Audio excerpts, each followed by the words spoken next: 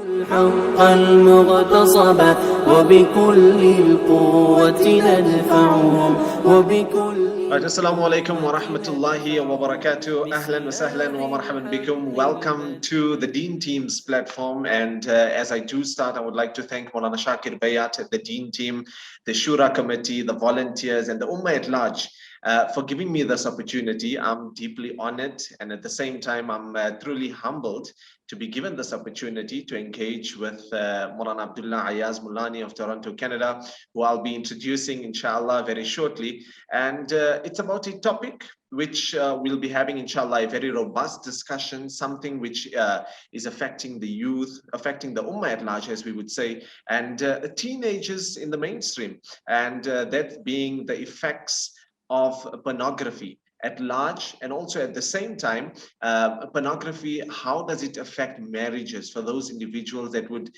resort to watching pornography, to be involved in that kind of actions. So inshallah, that will be something that we're going to be talking about. And we just want to put out a disclaimer, inshallah, that for those that are watching, those individuals that are viewing this this meeting or this workshop, or at the same time this talk that we are going to be having on pornography, inshallah, to be aware that we will be as open as possible, understanding that this is a topic that is affecting teenagers, affecting the youth as well. So we request you, inshallah, to bear with us. And of course, this is a learning curve, something which is prevalent in our society. So we request one and all, inshallah, to take benefit from Maulana Abdullah Ayaz, inshallah, and of course the advices that he provides us with, and it's going to be beneficial for one and all, inshallah.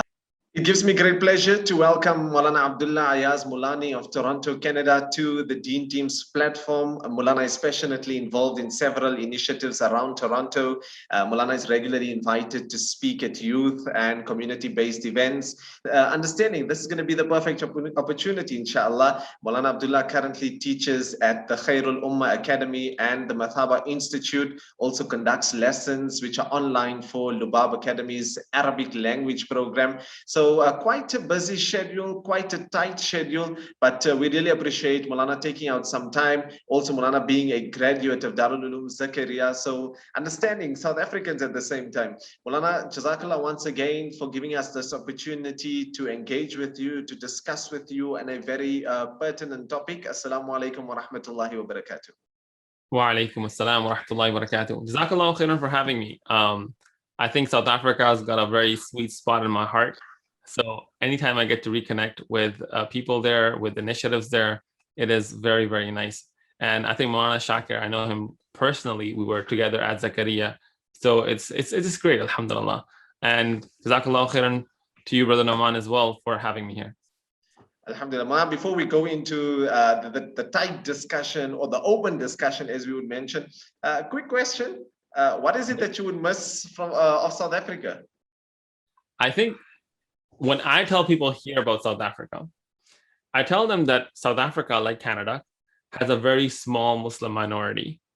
But the difference is, I think because in South Africa, Muslims have been there for so long, and they've become so confident about their faith, they are very non-conforming of their faith. And that's very refreshing to see. I think especially when I was there, you could really see how to be a good minority while still holding on to your faith. And that was just something really refreshing that I missed about South Africa. Obviously, the real answer is food, halal food. But I wanted to go with that answer as well. What would be the food? Touching on that topic, I know everyone has their favorite, but Reza Boys would, of course, relish one of them. But what would yours be?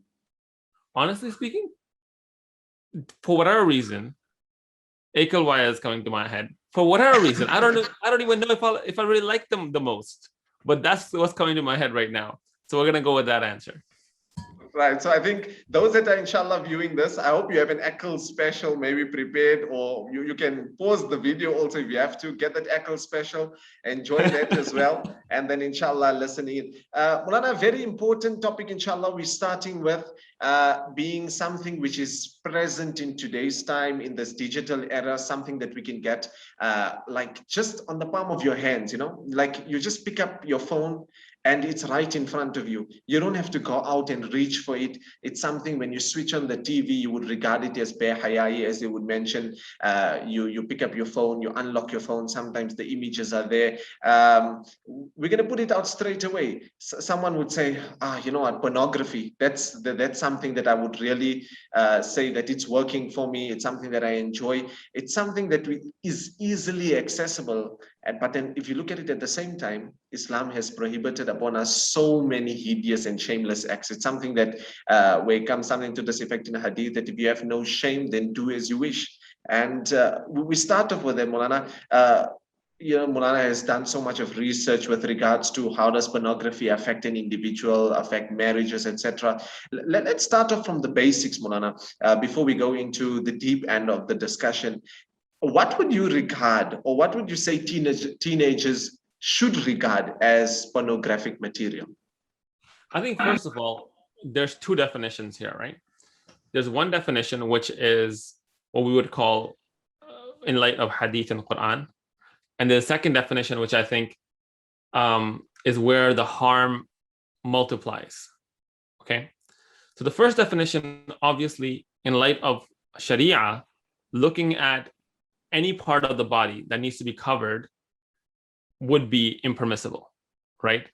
Now, I do understand on our daily lives, there's an overwhelming amount of that, right? You go to the mall and you have that, and you open your phone, you have that. But you get a second level where pornography becomes an addiction. And first of all, I think conventionally in the secular world, I'm really glad you mentioned this, where people say pornography works for me. The reason why we wrote this article, by the way, we wrote an article about this. And just so you know, I'm pursuing my bachelor's in psychology as well. So the reason for writing this article was because, at least in Canada, growing up, people had this mindset where pornography was considered something normal. It was like, yeah, religious people don't like it because of their values. But secularly, it was like this normal thing. Teachers talked about it. Students talked about it. It was very much normalized, to the point that in high school, I once did a survey for a project where I went around and asked the guys in my school if they watch pornography. Now, keeping in mind, our school is 60 to 70% Muslim, a very heavily Muslim community. And for that project, every single guy that I asked answered yes. Not a single no, you know? So it was, what I'm saying is, it's definitely a very, very prevalent thing. Now, I feel like in the Western context, pornography just means, you know, completely nude images, videos, and acts of intercourse. But I would argue that even Instagram is pornography. You know, I would argue that a lot of the pictures that are put on by models and by influencers are also pornography. I also want to talk about, let me kind of reorganize what I just said. I think there's obviously the Quran and Hadith version, which you cannot look at anything which is supposed to be covered. There is the other version, which we would call secularly, which is completely naked. And I would add in Instagram models, influencers, a lot of that stuff in there as well. Now, the third thing I want to talk about is an addiction. And if you don't mind, let's go into addiction a little bit, because I've been doing a lot of reading on addiction lately. And I'm reading this book called The Addictive Personality by Craig Necken. In this book, he explains to us what is an addiction. And when we talk about addiction, a lot of times we think about it as drugs, we think about it as alcohol, but that's not the only type of addiction that's there. There's an addiction to workaholism that I might even have. There's an addiction to food. There's an addiction to pornography. But even in a less extreme sense, what I want to show you today is, first of all, we all know it's ruining our akhirah. There's no doubt. There is no doubt. But I also want to show us that secularly, like everything that we're quoting today is from scientific studies. It's not from news articles. It's not even from books. We will mention books on the side, but all the studies that we're quoting is from peer-reviewed scientific studies. And I was really surprised that these studies are very, very clear that pornography is harmful, very, very harmful. I thought secularly they'll be like, okay, well, you know, they would be wishy-washy, but they were not wishy-washy at all. So I want to talk a little bit about addiction. You see, we can understand addiction from two sides. The first way to understand addiction is that a healthy human being should be connecting his or herself with three things. The first thing is they should be connecting with Allah subhanahu wa ta'ala, with God. The second thing is they should be connecting with themselves. You know, they should work out, they should make sure they're taking care of their mental health, they should keep on to their faith, they should keep their hopes up. And the third thing is they should connect with their family and friends. What addiction is that you realize after a while, for many people realize this, that people cannot be reliable, right? Your family cannot always be there for you. Your friends cannot always be there for you. That's why they say addiction, one time that people become addicts is at old age. Did you know this? I didn't know this. Yeah. Because at old age is when your friends and family start dying. You know, people, a lot of times they don't really care about you. So then what addiction is that instead of connecting ourselves with the three things that I just mentioned, we connect ourselves to an object. Mm. So whether that object is pornography, whether that object, because an object is reliable. It's always there when you need it. Mm. And a lot of the things that people get addicted to have a standard ritual, right? So a person who drinks alcohol, a lot of times at the same amount of time, probably nighttime, you know, the same type of environment, you know, you drink it, like there's the same type of ritual that's there that you cannot mimic with family and friends. The same thing with pornography. When people who are not married, who don't have a partner, attach themselves to it, is because they don't have a partner to attach themselves to. And that they connect with the object. But there's people who do have partners who are married, but once a person is married, they realize that human beings are not as reliable. You'll have fights with your wife, you'll have anxiety, you'll have performance anxiety, you'll have ups and downs. So the object becomes reliable. You see what's happening here? And every single time you connect to it, you're making that connection stronger, because our brains have what's known as neuroplasticity. Neuroplasticity means our brain's structure itself is constantly changing. And the neurons in your brain are making a stronger and quicker structure to fire the neurons every single time you make that connection. So the longer we do this, the stronger the addiction gets. So that's one way of understanding addiction. And the second way of understanding addiction is that, you see, all of our lives have the normal ups and downs. What addiction happens is when people, instead of writing out the ups and downs in a healthy way, they're looking for a shortcut to escape the down. And they look for that high to escape the down, and that creates that addiction, which leads to more and more sadness at the end. So that's a few ways of understanding addiction.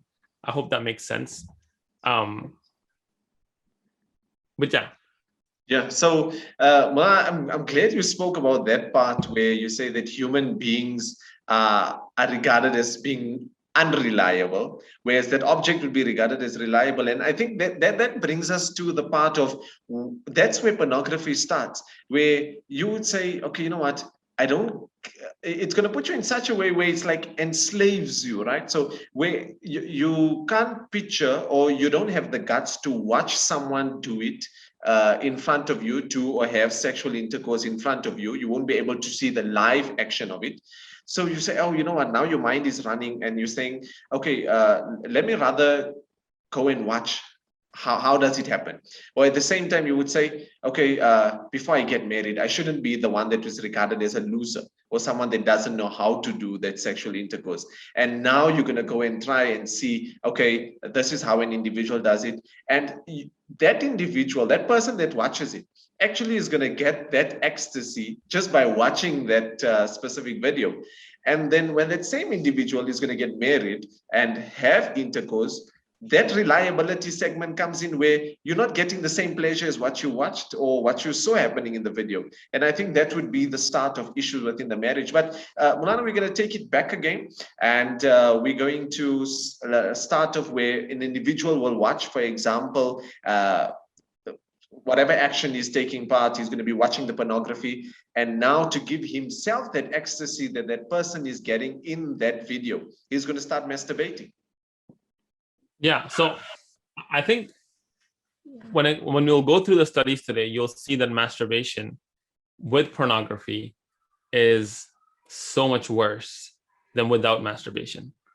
I do want to kind of take a second to go into that as we explore the different harms.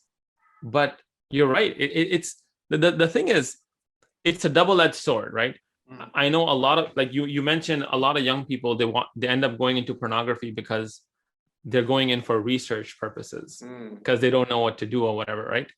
I was really surprised. I don't have the study in front of me, but I was reading a study which showed that by middle school, a really great percentage, I think, I don't want to quote a number, but I think it was way more than half. Middle schoolers, and once again, you mentioned I teach at Khairul, which is a middle school. Sure. They expose themselves to pornography because they're trying to learn sexual education, right? And this is where I think the Muslim world now has a dilemma, where for the longest time we've been trying to keep our children in the dark, which has worked. But now with the internet and a lot of times, I have parents come to me and they're like, oh, I don't want my child exposed to this thing. But the problem is, let's say you shelter your child, there's other children who are talking about it too. So I think my personal opinion is, depending on the child, depending on the situation, I think it's time for parents to start talking to their children about some of this stuff. Because chances are your child already knows. Your child's already been speaking to people. Like, I feel like another thing is, unfortunately, South Africa is following the same trend as Canada and the United States. But if I could say so, if I could be excused for saying this, I feel like a lot of South Africans are in denial of that. So I get phone calls from people in South Africa, and they're like, hey, I can't talk to anyone about this, but I have this XYZ problem. But when I talk to South African ulama, or not so much ulama, but the South African Muslim community, it seems like there's a lot of like an attempt to like, oh, deny it. No, this is not happening. It's happening. And I think this, like the Canadian community and the American community, we just faced it first. So perhaps we can kind of give a little bit more feedback on this. And I think right now, like in South Africa, it's all the same. I don't mean to scare parents there, but I would say that more than half of males, Muslim males who are in their teens, are probably watching pornography. And this isn't like religious students, non-religious students. A lot of people are involved in this. But yeah, so I think this is a time where parents need to have open discussions with their children. Obviously, looking at the situation, looking at the child. But your estimate, if you think you should be having this by grade 10, bring that estimate down by 2 to 3 years, because it's happening at a much earlier rate than you as a parent would expect it to. But I would like to go into the harms of pornography a little bit, if you have any other questions before we start on that. Gee, I think before we go into you were mentioning that parents would think, okay, grade 10. Then it would have moved up to grade 12, where a learner studies biology and then understands the reproductive system, etc. But myself, being a teacher at a primary school, I teach natural sciences. By the way, I meant bring it down 2 years. Like if you think grade 10, bring it down to grade 8. Now, myself as being a natural science grade 7 teacher, part of our syllabus is sexuality education, and we teach Oh, the wow. entire reproductive organ. We teach, for example, and I'm going to be quite open here, where we teach the whole genetics. We teach the structure of the penis, of the vagina, of how sexual intercourse takes place, how the sperm is formed, how the egg is formed. So in grade 7, it's actually part of the syllabus. And from here onwards, I think children are too scared to speak to their parents about it, because the parents have a negative connotation towards it, to say, how can you even come up with it? That's not even called respect. Now the child says, okay, if my parent doesn't want to listen to me, I don't have time to go and speak to my teacher or my ustad or someone about it. You know what, let me just move into the internet. Here's my phone. This is going to give me whatever answers I require. And I think, Mulana, from grade 7, I would say even grade 6, grade 5, Yep. that's where they're being exposed to it. And it's something which is quite open, and which we would say. I fully agree. So normally what I do, I teach at Islamic school, so parents are a lot more sensitive about this. You teach at Islamic school too, I assume. Okay, so over here, when I've been working with parents, what I've kind of figured out is grade 5, grade 6, we introduce them to puberty. So it's like, okay, your body's going to change X, Y, Z, la, la, la, la. In grade 7, grade 8, we kind of bring that in. But that's really because, like I said, you see the students, I mean, forget pornography, even like the everyday movies that the students are watching, if they don't have an explicit mention of it, you know, there's implicit mentions of it all the time now. And that is enough to spark that curiosity, to spark that conversation. And like I said, I think we no longer can be in denial about this. It's something which is prevalent, and I think something that parents need to speak about to their children. And I think we're going to go, inshallah, straight into the harms of pornography, and of course at the same time the different actions that we would regard as being impure, and also in different actions that we would say an individual should stay away from. And inshallah we're going to go into a deeper discussion with that. Okay, so when we did our research, we focused on 3 different types of harms from pornography. And once again, like I mentioned, these studies are from secular scientific journals, peer-reviewed scientific journals. We're not using news articles. We're not even using books. So, alhamdulillah, I feel like this is well researched. We focus on 3 types of harms within a marriage. The first harm we found is that people who watch pornography, they don't get the same satisfaction within their marriage and within their sexual life. The second harm we found is that they have performance problems within their marriage. And the third harm we found is that their spouses, and if they're males, their wives, end up really suffering because of their problem. So that's the 3 types of harms that we're talking about. The first harm, like I mentioned, is not being satisfied within your marriage and within your sexual life. On a very higher, like without going into the studies basis, it makes sense, right? It's like, number one, like what we spoke initially about is reliability. A human being that you are with, you're going to have fights, you're going to have ups and downs, you're going to have performance problems on your end, you'll have issues. And a healthy human being would understand that that's just part of it. It's the ups and downs of life. You go with it, you enjoy yourself, whatever. But a person who's addicted to an object, pornography, and let's be honest, pornography, I'm assuming, has the top models of the world, and even they are like airbrushed and makeup and whatever, that becomes a huge problem. In 1988, they did a study, okay? What they did is they made people come in and watch 1 hour of pornography for 6 weeks.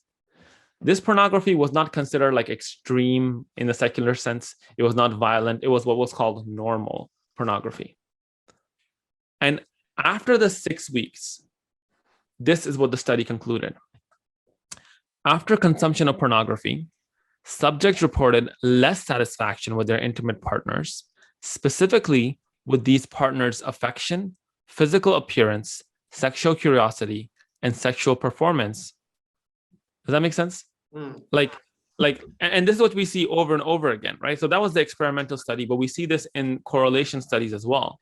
So for example, they did a survey of 487 college men, and they found that the more pornography the man was consuming, the less likely they were to enjoy sex with a real life partner, and the more likely they were to think about pornography whenever they were sexually aroused. So even when they were with their partners, they were thinking about the pornography, right? One study found, in this study, they took 20,000 people who had been married either now or before, right? And they compared the men who had watched explicit content, what they'll call in the study, within the last year, and the men who had not. The men who had watched it, they were 60% more likely to be divorced, 80% more likely to have an extramarital affair, meaning to cheat on their wives, and 15% less likely to report that their marriage is very happy. They took 115 hypersexual men, and they found that those of them who were masturbating while watching pornography, what we talked about a little bit earlier, they had a higher anxiety level, and they were less likely to form real life relationships with people. And when they got into relationships, that relationship was less likely to last. They did another study where they got 531 adults who had cheated on their wife or their husband. So, sorry. Yeah, let me kind of backtrack on that. So they got 531 adults who had cheated on their spouse, and they found that they were 3.17 times more likely to have watched pornography in the last month. So you see how it's the correlation is so dominant that, when I was going through the literature, I did not find a single journal that was like, okay, pornography is good, have fun. There was no concept like that. So that's the first harm, is that it ruins the satisfaction that you have about your partner and about your sexual life. The second harm we mentioned is physical performance issues, right? Sexual dysfunction that a person is going to have. And in this, I only quoted 2 studies. The first study was conducted by the United States military. And this study was good because they took a survey, but they also had the people's medical records. So they found that people who preferred masturbating to pornography, right? Like, remember how I mentioned that was so much worse? Yeah. They were significantly associated with erectile dysfunction, right? And they found that rates of erectile dysfunction increased for people who preferred pornography to real life sex rather than people who preferred real life sex to pornography, right? So going back to that addiction mentality. And that study, I'm going to read this conclusion to you. It says, the results convincingly demonstrate that men who prefer masturbation with pornography to partnered sex are at a significantly increased risk for having sexual dysfunction. I want to come in there. I just want to come in there on that point. It's something which is common among teenagers. I mean, I was also at school where they say, you haven't masturbated before. That's why your penis doesn't stand. Or that's why your thing doesn't stand. In actual fact, they're working with reverse psychology where they're saying, if only you masturbate, you're going to have an erection. But in actual fact, it's the total opposite. If you're going to masturbate, you're going to have a dysfunction. And I think this is very important for our youth that are listening in. I think the thing is, on a secular level, right? Like, Islamically, masturbation is wrong. On a secular level, I do think there needs to be more research on this. Like I said, my research was very focused on pornography. And I know there's a lot of conversations happening on masturbation that I don't think secularly, I want to make that comment. But like I said, masturbation, there's number one, Islamically, there's no question for it. Masturbation with pornography will mess you up. Like that just not like you'll see this like in the studies. Every time they mention masturbation with pornography, it's just there's a bomb coming after that. You know? So it's crazy. It's really crazy. Okay, so there was a journal. It's called a Journal of Internet Banking and Commerce. So they're more worried about like marketing, right? Right. And they published a study. I mean, someone's published a study with them. Is that they looked at people's spam emails, and they found that men who suffered with sexual performance, they were more likely to receive pornography containing spam email, open it, and read it and purchase it. So once again, the correlation is very, very strong. Now, the third thing is the effect that it has on people's wives, right? And I don't think many of the men who, or the teenagers who consume pornography understand the kind of effect that's going to happen to their spouse. You know, I've had phone calls where people are like, you know, I know the family, and the wife calls and she's crying. And she's like, hey, you know, my husband watching pornography. And like I said, when the guys grow up in a culture where everyone else is watching it, they think it's okay. But when the wife finds out, that's when the bubble bursts and they're like, whoa. And going back to the addictive personality, like I mentioned, you should be connecting with your wife, but you're connecting with an object. And the addictive personality book, it talks about the more the addiction increases, the more you distance yourself from people, and especially those people that become a threat to your addiction. And who's the biggest threat to your pornography addiction? Your wife. So people start withdrawing from their wives. I just had this case come up, and I think I can mention this because, you know, there's no way anyone will figure this out, where someone said, I'm divorcing my husband. And I'm like, okay, what's going on? And the guy is a hafiz. He teaches classes on the weekends. You know, good guy. She's like, I have a child with him. You know, I've never complained about him for all these years we've been married. But I just found out he watches pornography. He's been addicted since he's a teenager. I'm leaving him. You know, like we don't understand the kind of effect it has on the partner. Like, for example, you know, there's this post that I have on my article that a woman wrote online. You know, she says, I have been excluded, isolated, barred from intimacy with him. I have lost someone whom I thought was my best friend and most intimate companion in life. And for those of us who work in the field, I'll be very surprised if a scholar hasn't dealt with the single pornography case. This stuff happens all the time, where spouses, this ruins marriages. Because what happens is, you know, because first of all, the person themselves who's watching it, they start thinking less of their partner. Part of that is addiction, where you go back. Part of that is that you get your arousal from an object. And, you know, in one study, it said that people who consume pornography often criticize and are unsatisfied with their partner's appearance. So this leads to their partner feeling like they're not enough, right? So even if the partner does not know they're watching it, it's affecting their marriage. Once they find out, they report feeling hurt, betrayed, rejected, abandoned, devastated, lonely, ashamed, isolated, humiliated, and more. So I know we focus a lot on marriage in these harms, but for those of us who are teenagers, let me tell you something, right? You want to have a healthy mindset when it comes to marital relationships. Pornography is going to mess that up.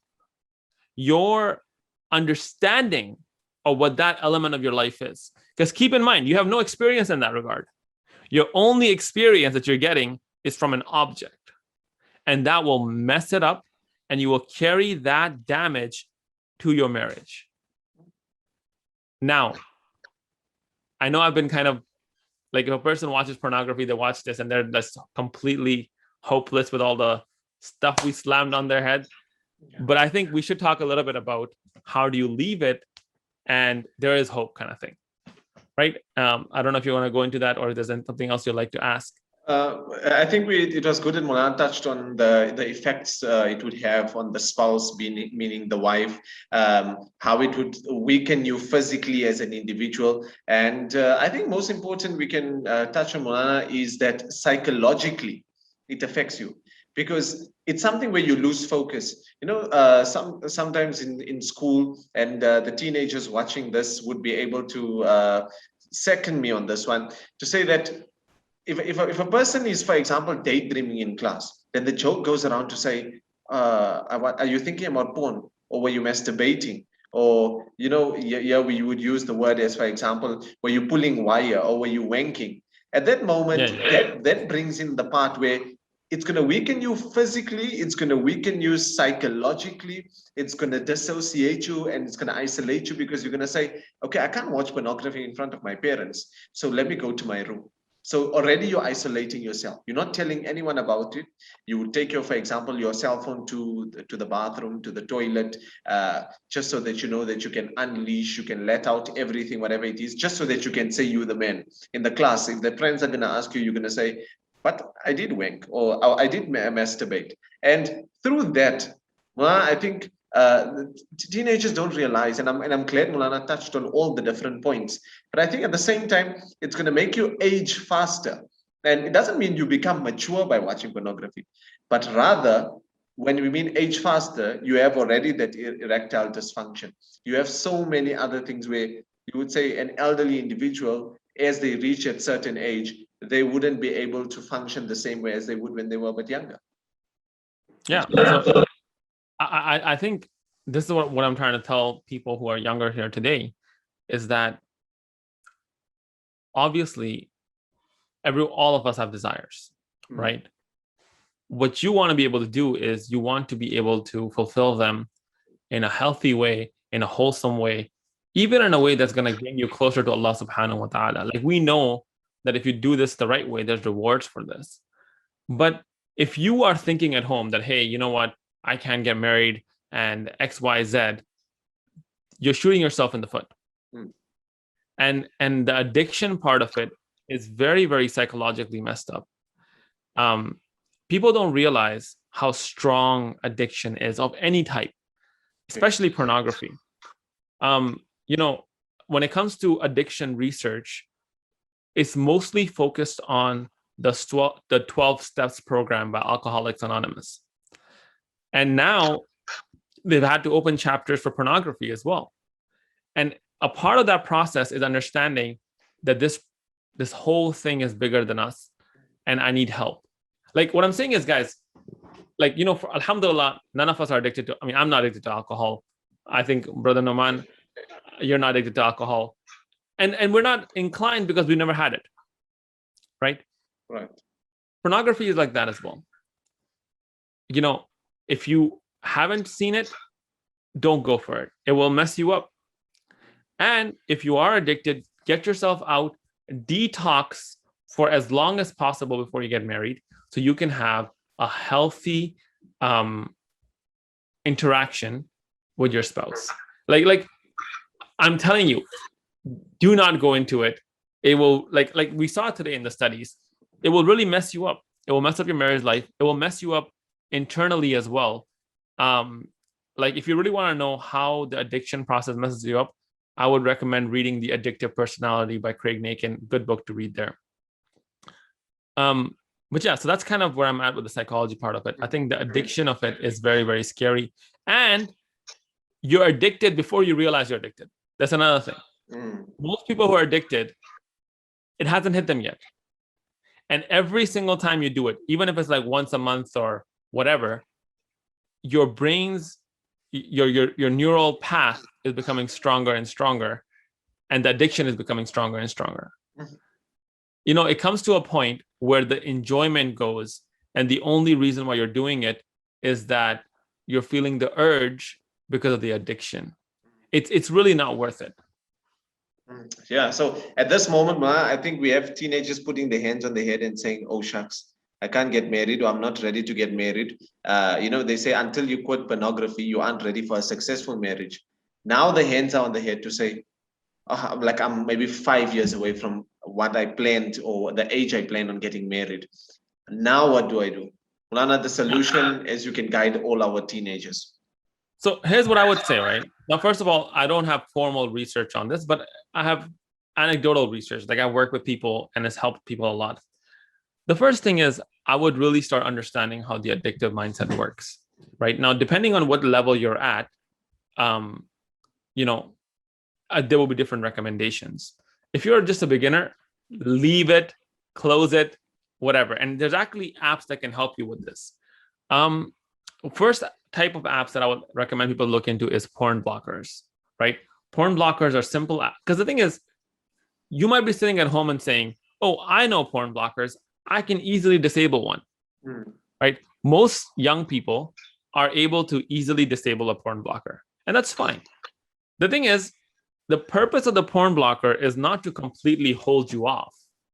It is to kind of give you a slap on the wrist, like, hey, don't do it. And for many people who are not completely addicted, or even for addicts, many times all you need is a don't do it. Yeah. Because you see, the way the addiction works is it's a habit. It's like the addiction knows it's step A, B, C, D. So if you can figure out what your addiction is, so for example, if someone is addicted to watching at night, they should not be on the computer at night, for example, or on the phone at night, right? So if you can interrupt the steps, that's all you need to give yourself a fighting chance. The second type of apps, and I would really, really recommend people to invest in this, are known as accountability softwares. Now, in my experience, the people that I was working with use something known as Covenant Eyes, but just looking at the ratings, I know there's better rated ones out there. Now, Covenant Eyes, alhamdulillah, I worked with 2 people on this and they're both clean now, right? The accountability softwares, the way they work is you have a partner. And, the book, The Porn Myth, recommends that the partner should not be your wife. And I would recommend that it should not even be your parents. The partner should be someone who is neutral, who you don't feel emotionally is invested in the situation. What happens is once a week, so let's say it's a friend, right? I think the simplest thing is a friend or a scholar or whatever. Well, I no longer do this stuff, but a friend. Let's go with a friend. It's like this. Once a week, they get your internet history. And if there's any problematic websites, they get highlighted. And then they can talk to you about it. Also, if you try deleting the software, they get a message saying, hey, this person deleted the software. So you install it in all your devices. And yeah, you might not quit right away, but at least now you're on this journey with someone where once a week you have a phone call or you meet up and they tell you, hey, look, you messed up. And maybe you can come up with punishments, whatever it is. It's just a way to hold yourself accountable. And many, many people are able to quit through this because now it's not, up in the air. It's being counted like, hey, I messed up this many times and I'm going to try to cut that down or completely remove it. Another thing is, another app that I can recommend to you guys is if you have Android. Now, first of all, I like this app called Freedom, but it's expensive. It's very, very expensive. It's like, I think the lifetime plan is like $100 or something. But Freedom, you can use that to shut off your, like, it's mostly for focusing. So right now, let's say if I'm in a podcast, I can just click a button and shut off all my devices from being able to go on distracted or harmful websites. But you can use Freedom to set up harmful websites that are off all the time. And that could be the slap that you need. And that could be in all your devices, your computers, your phones, your tablets, whatever. But if you don't want to spend $100, you can actually download free stuff per device. So for example, on the phone, there's a really good app. I think it's actually $5. It's called Off Time, right? Don't go to Echoes, download Off Time, right? And you can just pretty much set it such where it will not let you go to XYZ website. So what I'm saying is there is a lot of apps out there that can help you quit this addiction. Now, beyond that, like I mentioned, you should look into help. Like addiction can be very, very strong. And one way to lose that is actual therapy. Like there's addictions therapy there. And there's no shame in going into therapy. Anything that makes us stronger is what makes you a man. Like I feel like a lot of times people think being a man is being in denial of our weaknesses. But being a man is acknowledging and taking responsibility for our weaknesses and doing what's necessary to, limit their harm. There's many people who have been able to leave pornography and they've been able to have wonderful lives. I know a scholar who came and they were having issues with pornography, and alhamdulillah, they're clean now. I know married people. I know people who are not married. It's a very, there's definitely a lot of hope. And you just have to be ready to do what it takes. So the question is, are you ready to do what it takes? Not you, Brother Naumaan, but people at home. And that's all that really requires. There's online communities for this. There's a lot that you can do, but you have to understand that you might not ever be able to go back to your old life. Like, I have a friend who became an alcoholic, and alhamdulillah, he's clean now. May Allah make his life easy. But when he was in his initial journey, he said that, I want to come to a level where I can just drink 1 or 2 glasses and not exceed. And I'm like, first of all, that's a bad idea Islamically, but you're never going to get there. Like, you can never go back to just drinking 1 or 2 glasses of alcohol. So if you're addicted to pornography, you might never be able to be on your phone again without having some kind of blocker or app, or maybe you might never be allowed to be on your phone at night alone again. And that's okay. Like, this is life. We grow, we take responsibility for our faults, and we make something out of it. There's definitely a lot of hope. And I wouldn't worry. Like, what I'm saying is I would take the necessary steps today to get out of this, inshallah. That's kind of what I'm thinking. What do you think? Definitely, Ma. I think because we are a bit tight on time, just a quick one, right? So say, for example, someone is now hooked on to solid pornography, like it's something that as soon as they get their phone in, then on their own, they're isolated. Now they're using pornography. I know to put a sudden shut or close the door to that would be like a total mind blow, because for 1 day it would happen, for 2 days you can stay without it, but then you're craving to watch it again. Would you suggest someone weaning themselves off it? How would you suggest for an individual that's like it's like stuck to it, that needs it, like it's like a crave, like how a cigarette would be to an individual? Once again, anecdotal advice is that you can't wean yourself with pornography, because the algorithm of the websites that you're using will push, and there's a lot of research on this, by the way, will push you to more and more extreme things. So I don't know how a person could just have access to the non-extreme stuff. Perhaps you could wean yourself off of it in terms of time. So you're like, okay, I watch it every single day. I'm going to watch it now once a week. But that would need to be, like, the goal would need to be very clearly written down, right, or discussed with a partner. Like, hey, this is my goal. Because I feel like a lot of times we're like, okay, I'm cutting down, but it's not clear.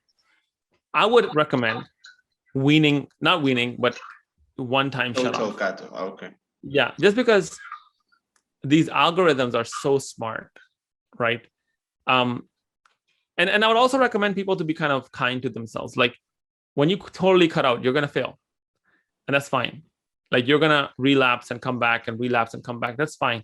Allah subhanahu wa ta'ala loves a person who is genuinely trying to leave their sin. The Prophet sallallahu alaihi wasallam tells us, "At-ta'ibu min adh-dhanbi kaman la dhanba lah." A person who makes tawbah from a sin is like a person who has not sinned at all. The basic element of our faith is la hawla wa la quwwata illa billah. There is no power to do good. There's no power to stay away from evil except from Allah. I would definitely be, number one, kind to myself and take this one step at a time. if you relapse, you're like, okay, this happened, let's fix it. And number two, ask Allah for help. Allah is the only one who, tomorrow I could be doing the biggest sins. I could be an alcoholic. It's only Allah that can protect me. And that is, I think, very underrated in our current mindset. Jazakallah for guiding us, Maulana, onto that path of where we need Allah's help, and Allah is the one that will guide us, and that should be our rope of hope, to say, I'm going to latch onto that, and inshallah Allah will guide me. Maulana, Jazakallah so much for your time. Sorry, just want to say one last thing, right? Sure. Remember how I mentioned that with addiction research, 12 steps is like the gold standard at the moment. Even in 12 steps, they tell you can't do this. You have to reach out to a higher power. Even the atheists that do 12 steps, they have to reach out to the universe or whatever. So it's part of the process, but that's kind of it. Jazakallah, we really appreciate it, and may Allah subhanahu wa ta'ala increase you. May Allah subhanahu wa ta'ala reward you for taking out some time. We really appreciate it, and I know our youngsters, our teenagers, the followers, the Deen team community at large, and the Ummah of Nabi Sallallahu Alaihi Wasallam will really appreciate this. And inshallah, remember, there's truly hope, and if you put your mind to it, then definitely it can happen. And if you put your will and your trust in Allah, it can happen. Maulana, once again, Jazakallah for your efforts. Jazakallah. Wa alaikum assalam wa barakatuh. Wa alaikum assalam wa rahmatullahi wa barakatuh. That was Maulana Abdullah Ayaz speaking to us from Toronto, Canada. And Maulana was speaking on the topic of the effects of pornography and, of course, the harms of it. Jazakallah so much for staying tuned to the Deen Team channel, and stay tuned. We'll inshallah be having more exciting talks and topics. If you would like us to touch on any pertinent topic, then drop us a message here in the DMs or in the comment section, and we'll definitely look into it. Assalamu alaikum wa rahmatullahi wa barakatuh. الحق المغتصب وبكل القوة ندفعهم